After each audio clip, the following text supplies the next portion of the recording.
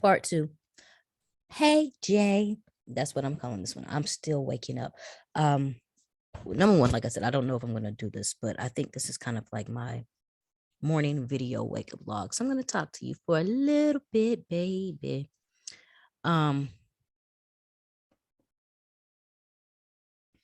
This hacking freaking sucks.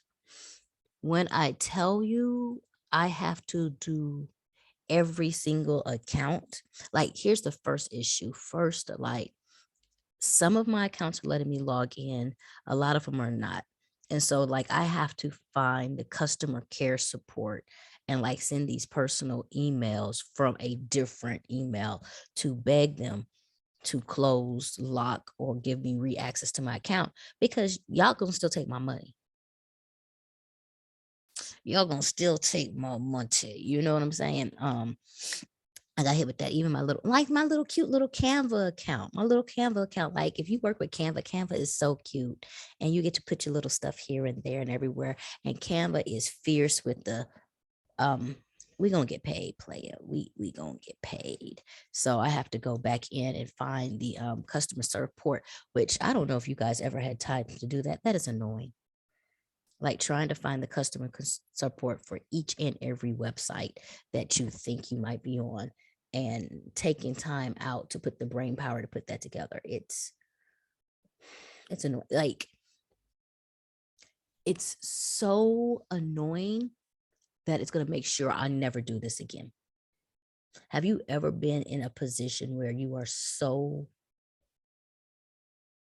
I don't want to just say annoyed, like frustrated to be doing something that you must do, that you're going to make sure you don't mess up to do this again? So like my story in that one is, child, I'm country.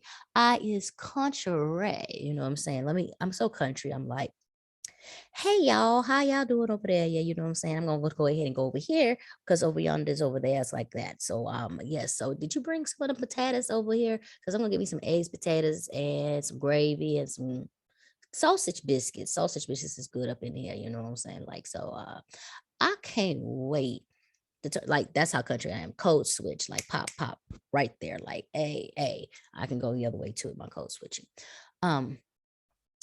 That there's this funny story, not funny, tell y'all the real life, that when I was growing up, um, our bus stop, number one, I grew up with racism around, and I was in a small town, and there was like maybe 12 buses that did routes in order to take us to school.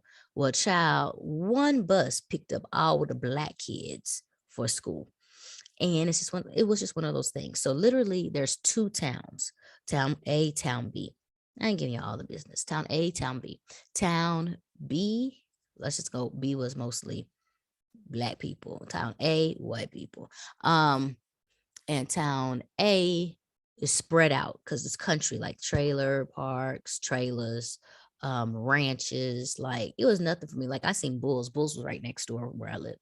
So anyway, town B, blackness, because we black y'all, black y'all, black y'all.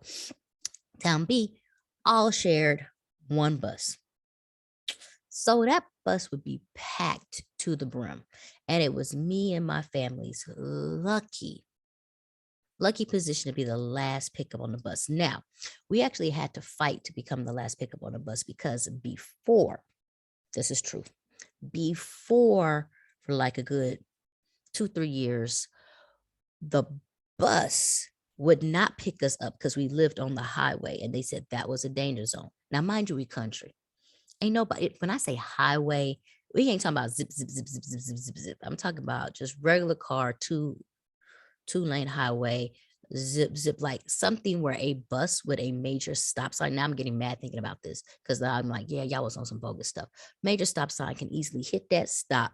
People follow the rules, and then we get on the bus. And we did not have to cross over. Like our house was on, okay, like the correct side. Like literally, if you stopped in front of our driveway, we would get right there on the bus and we could go straight Forrest Gump. Straight Forrest Gump. If you go back to Forrest Gump, that was what our situation was.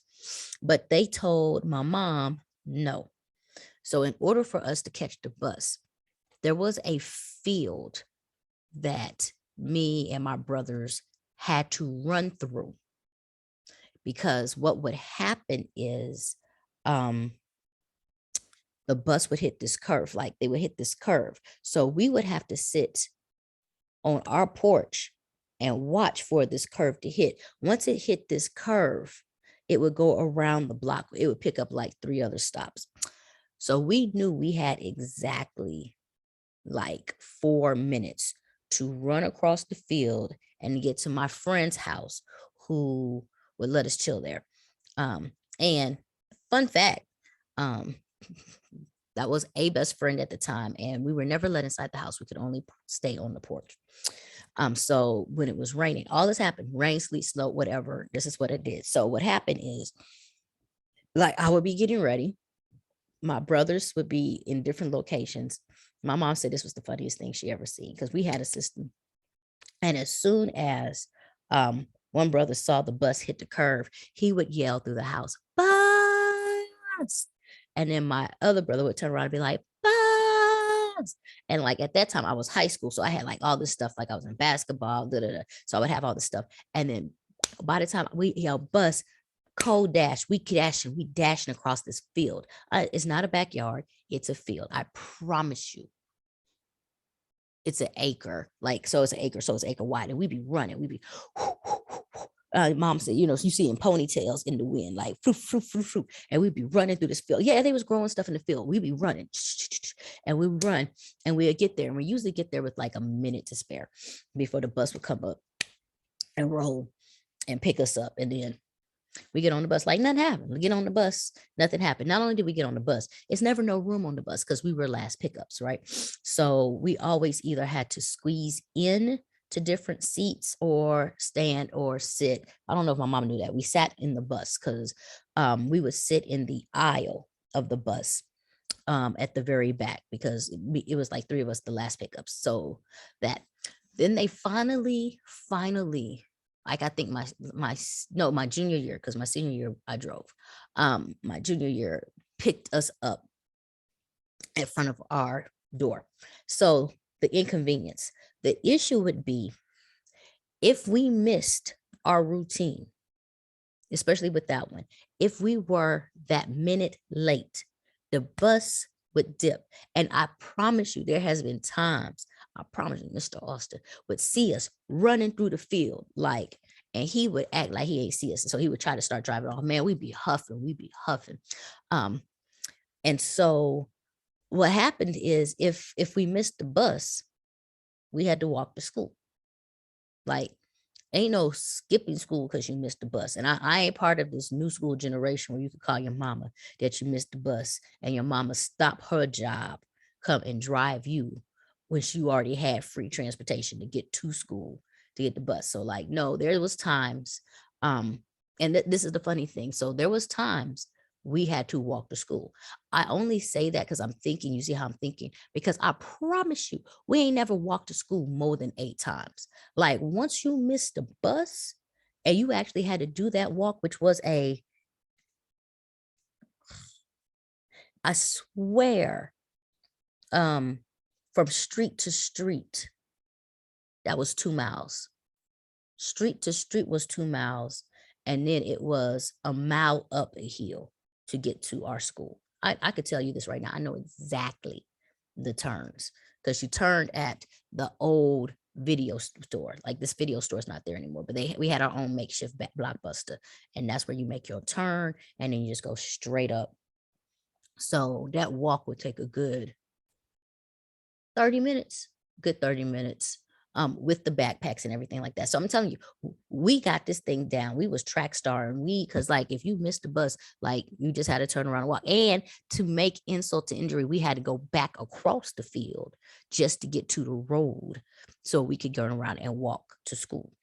So what I'm saying is, after that inconvenience, which is a very polite word, make sure we ain't missed the bus that much, which was crazy, because definitely going to school, we didn't miss the bus. Now, because we were who we are, like, coming home, like, we sometimes opted just to walk home, like it was nothing, like, because we were so used to it.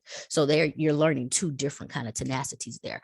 And so when we talk about being hacked and going through this stuff and trying to learn the lessons. The first lesson is, um, I was a child. I only need to get whooped once. I only need to get whooped once to learn the lesson. In fact, I prefer you to tell me what will cause me to get whooped so I don't get whooped in the first place. I don't have to have a hard head and soft behind to learn not near kind of lesson. I just need to be told it's bad in these streets and I'm going to believe you. I don't need to be a poster child. You know, I don't need to be the face of nothing. Here lies J Essence, she who would not walk on the right side of the road. No, no player, no player. Still got that. I cross the street from the bus. I make sure I wave at the bus man before I cross the street because I was just told that the bus man can't always see you. And because they're so high up and that door is low and I was short, that they can't see you and they would start driving and boom, boom, get ran over. And I had to watch a children's PSA on that. And that's the scariest thing in my life. I remember that to that day, that boom, boom, that boom, boom was a death sentence. They would talk about how you could cut underneath the wheel. You ain't had to tell me. You ain't had to show me. All you had to let me know is that was possible. I, to this day, walk up. Hey, bus driver man, you see me? I see you. Hey, bus driver man, I'm crossing the street. So this whole scenario right now, with all the lessons being learned, is just got to clean up this, got to change this passcode, got to change this, got to scrub this. And then also it makes you take an inventory of your life. So I guess it's happening in 2022 because now I'm like, oh, there's so many accounts that I have access to that I need to either delete, change, or like scrub. I'm going through my bank statements trying to see all the charges I have so I can be like, okay, I need to take this out. I need to fix this account. I need to fix this account. So it's a never ending process. I talked in the last video about losing major documents. So I'm probably going to have to spend like just 3 days reassessing and refixing my whole life, just to turn around and do that. And so, yeah, this hacking is not a joke. Not a joke, not a joke. Boop, boop, boop, boop, boop, boop. And so somebody just posted, and I love them. Thank you to my 3 subscribers who found me. I see you. I see you. I'm gonna do what it takes to keep going. And so one of them turned around and said, I love your resilience. And I thank them, but I also put in there, like, there's a fear I have about my resilience. Like, the fear that I have is that I sometimes don't know how to take a hint. So I really do have to watch it. I think that's just me being older now because time is precious and wherever you put your time should be valued. And when I say value, like, well, time is a value. Number one, your time is a value. Even if you looked at your time, like every hour you had is worth $20. Like if you thought about that, where would you be placing your time for every single thing that you're doing? It can give you $20 or it can lose you $20. Where does your time go? Was it in a valuable place? So when I say time is value, people be like, yeah, time is value. No, I'm actually saying put a value to it, and then you'll kind of recognize what you're doing with your time. For instance, if I'm sitting here and I pick and choose if I'm binge watching Netflix or if I'm watching Earn Your Leisure or David Never Sleeps. I love that podcast. Which one is actually putting $20 in versus $20 out, whatever is that. But the time portion is value. And I forgot what brought me. So that portion and piece of resilience is beautiful. I kind of say, okay, at what point in time am I fighting for something?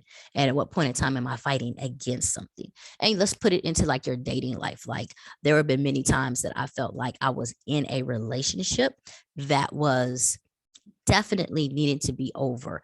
But because I invested time in, I felt like, okay, no matter what, ride or die, beat the odds, we can do this. And turns out that might be the kicker right there, that it was not resilience, it was resistance. And I was investing into the resistance of something when it wasn't for me to be there. it wasn't for us to continue it. Like the relationship portion was beautiful for the time being, but now the time is being placed in different places and you have to respect that. So the question goes to, at what point in time is it for you and what time is it against you? And I do fear that jumping back too quick can cloudy up the vision or the space that you need to be able to fix things. So I'm going to say that this piece now, I'm definitely going to be uploading. I'm definitely going to be promoting.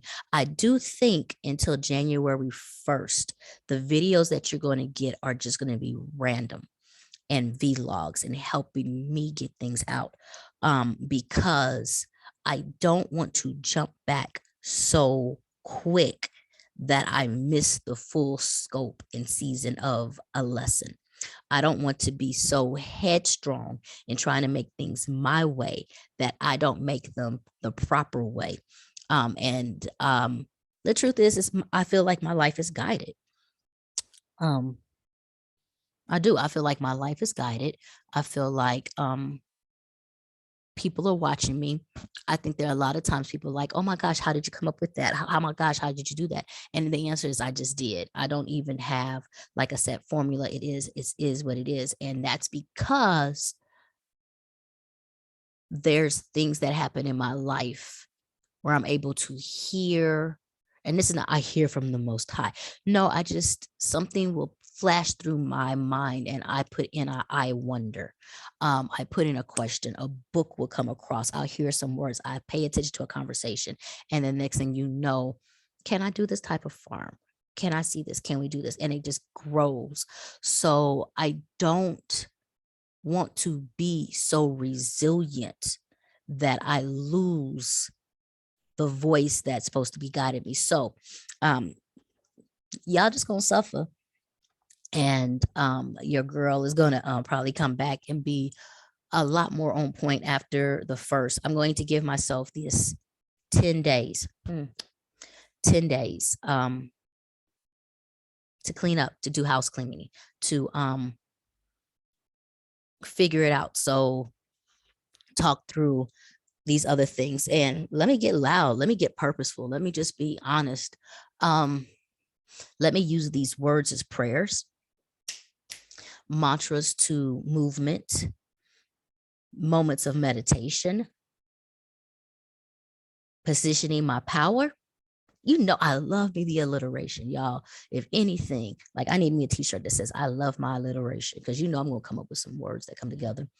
I want my words to shape the world, and I'm going to see to you do what you gonna do with 2022. What you gonna do with 2022? And so I do all of that to turn around and say the first is I got my C words up. I'm going to break that down because I am going to push through and do this podcast. Even me waking up this morning lets me know it's definitely possible. Wake up Wednesdays with J Essence. And see that piece. So this is going to help me shape that. Number two, I am going to clean up the cousin network. Let me put it out there. My cousin connection Rwanda will not be touched. This is something that's beautiful that we're putting together and we're pushing through, and we're going to have it.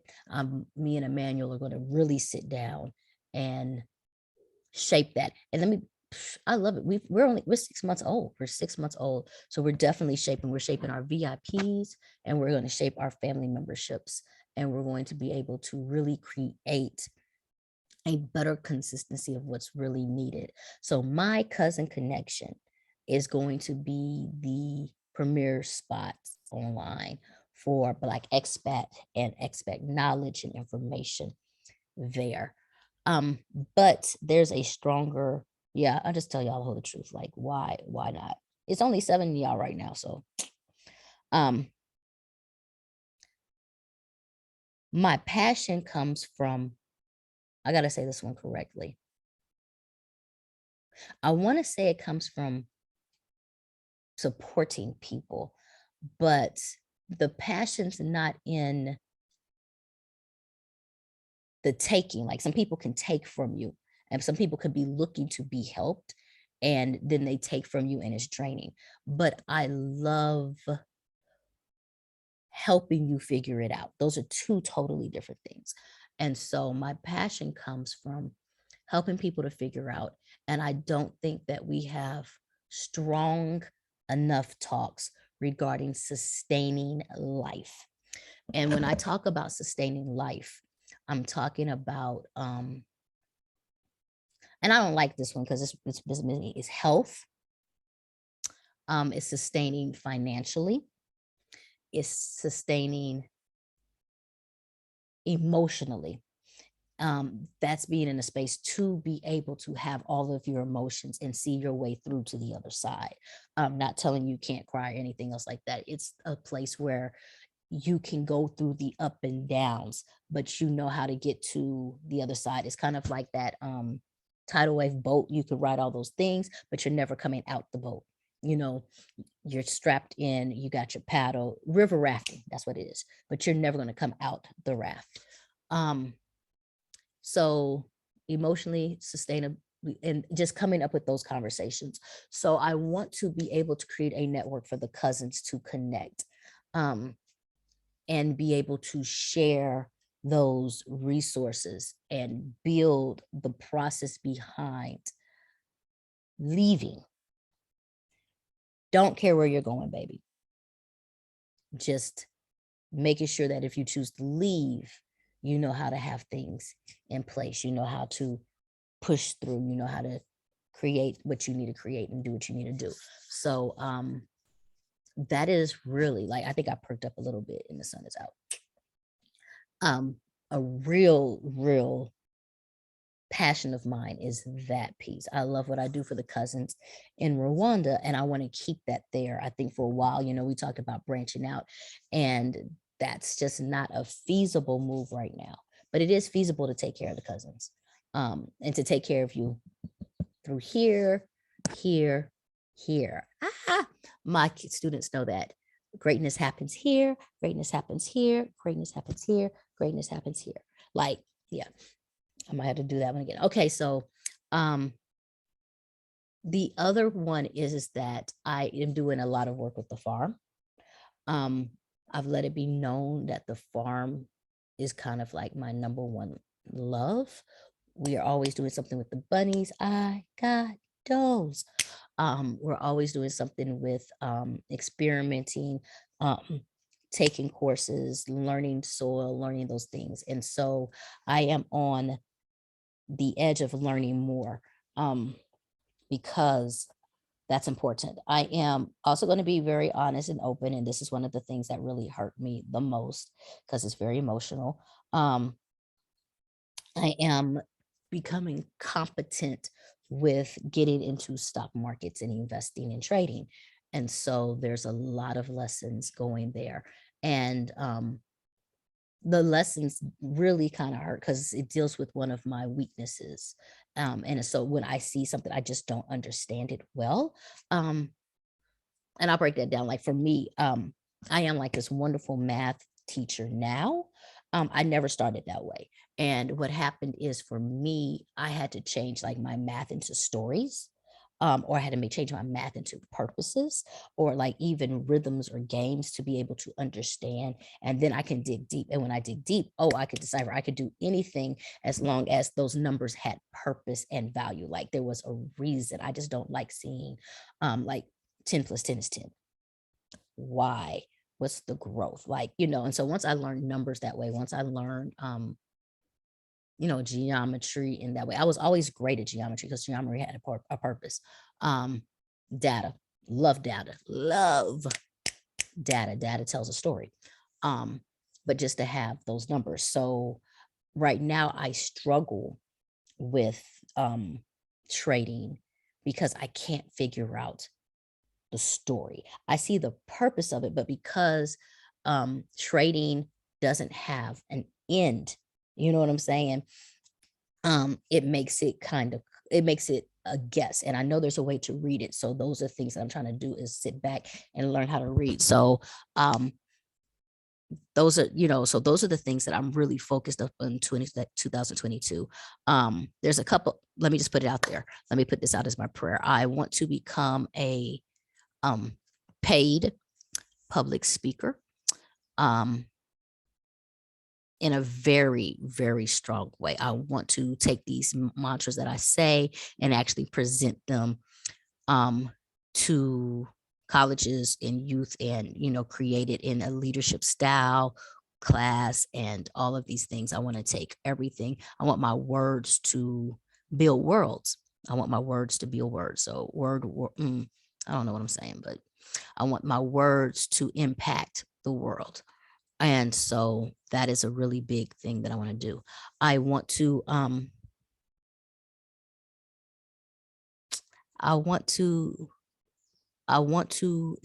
invest in the family here.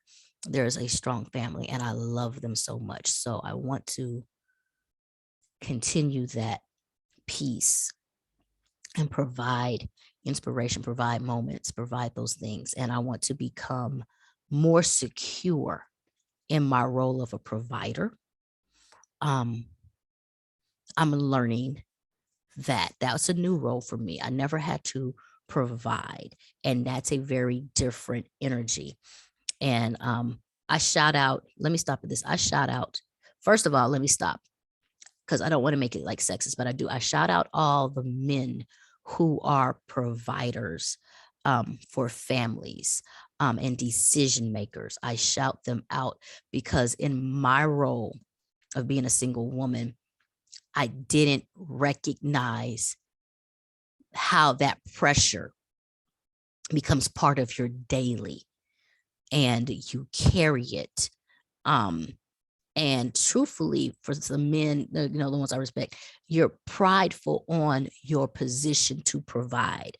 And so I just had to shout out first those men who have stepped willingly to be in the role of provider and invested in themselves and their family to create something that they can find security and safety in.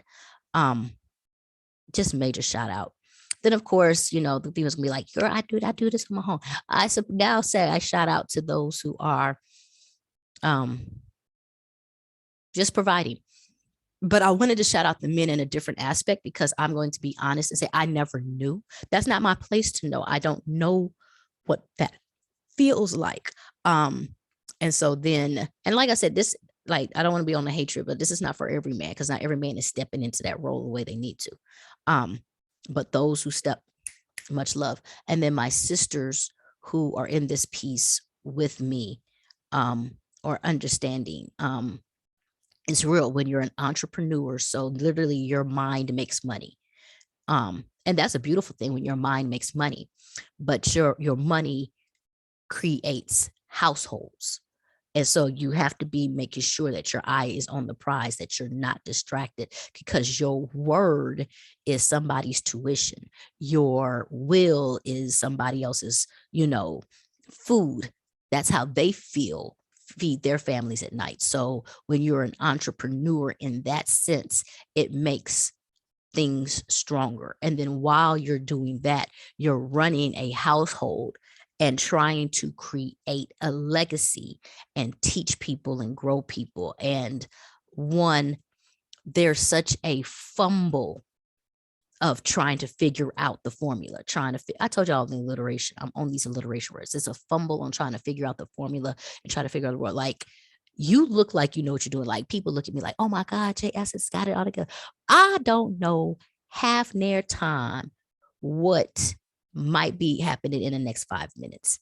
And especially when you're running forward focused on something, and then there's something behind you that why we ain't got no toilet paper. I'm sitting here focused on having an investors meeting, building this, creating hutches, doing dimensions, and then we ain't got no toilet paper at the house. Who gonna tell who to put toilet paper in the house? Like, y'all don't understand that stuff real. Like, why do I have to go out and create the world and get a whole thing, and then I come home and I can't wipe my own tail because nobody taught to tell me to pick up toilet paper on that. We thought you knew. Why am I supposed to know?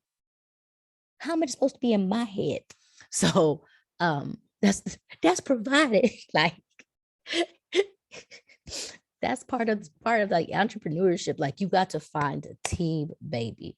And so that team building is really important. I say all that because I guess I'm going to put it out there. Like I said, those are the things that I want. I want to be rich. I want to know for myself, does money change you or not? Like, I think I've been a good steward, God, because my money empowers people. So I don't want to be scarce.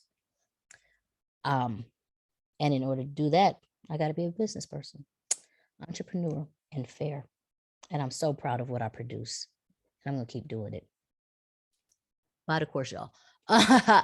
So that's it. Like I said, you guys get ramblings until the 2022, what you're going to do in 2022.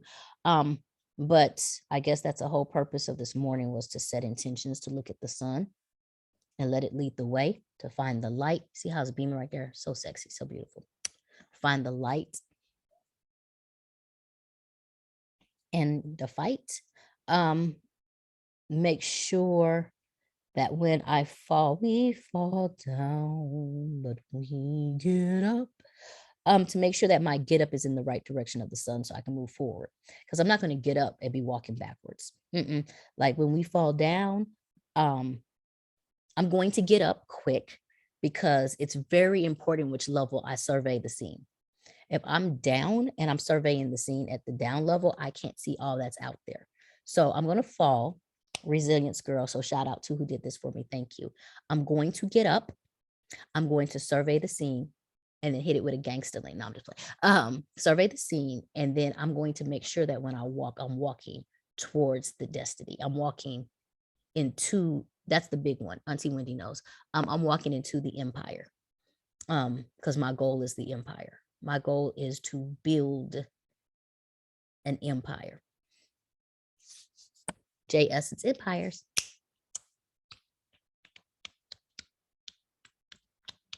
Okay. So good morning to you. Good morning to me. Good morning to the mantra. If I'm going to go ahead and be rambling, let's go ahead and do this way. Close your eyes and bow your heads, because I'm not writing this. I'm not in the mood to script right now. I got other stuff that I need to do. Dear angels and those who love me and us, thank you for so much having friends that are willing to allow me to talk and get through the rivers of my mind. Rivers are that for a reason, because they're rushing to places, but they will get to some place and they will find the calm. Help me. I don't know if I want to say help me get to the calm, because that means you usually do more drama and stuff, but help the calm to find me so I can find you.